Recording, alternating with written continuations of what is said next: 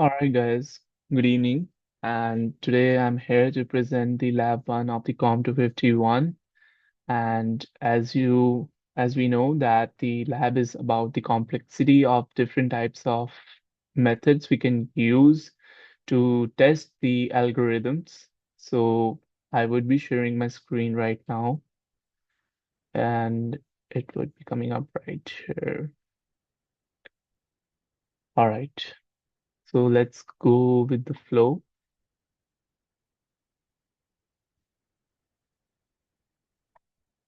Here's my code, and right now we are seeing the solution one. That's the ma code. So here's the actual code for the brute force, which is mentioned as solution one. And here I use the code for the random array generator. So any of the arrays which we want to be processed as random when we run the code actually. So it would be coming from this code. After that, the timing function is used to calculate the time used by the algorithm to process, and we would be getting the total time up here. Just give me a second. Here, as you can see, and we would be providing, like I would be executing it once for you all, and it would be done for all the three solutions. And right now, that's pretty much for the first solution. And there's the main code, which would be providing us the output, the actual output for the solution. And as you can see, I have already provided you the basic output, I like a basic layout for the code. And that's the for loop which I've used for using all the inputs. And here would be processing the generator of the array.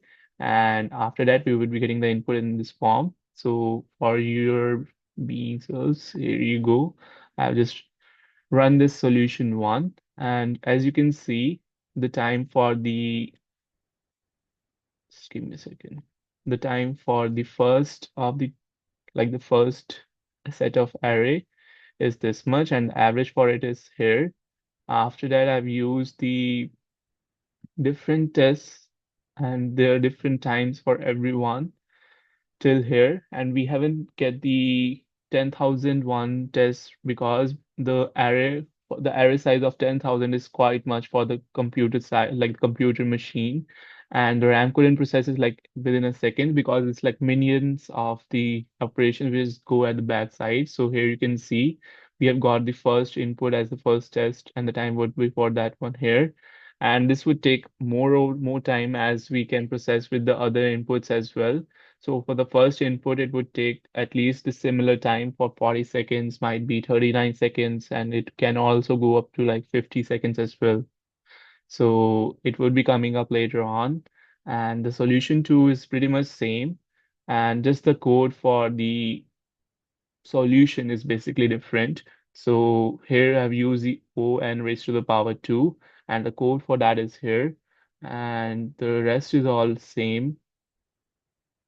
Just this, like the time measure thing is different for for particular codes as we have used different arrays at the time. And if I run this one for you, the console would be showing up the output here. As you can see, the timings used are like the timings from the early one are different because it's more efficient. And whenever you're going to process for other examples like 10,000, it would be providing you the average and the total time in like less than dash 50 seconds time period than that of the first solution because it's like more efficient. That's the reason. After that, if you want me to show you the third solution as well, so here's the code for the third solution, which is like the most efficient method we can use to process the complex to run the code basically, as the complexity of this one is like really low for any instance of the input. And as you can see, here's the code for the third solution, and the time which would be coming up here at the console. Just give me a second.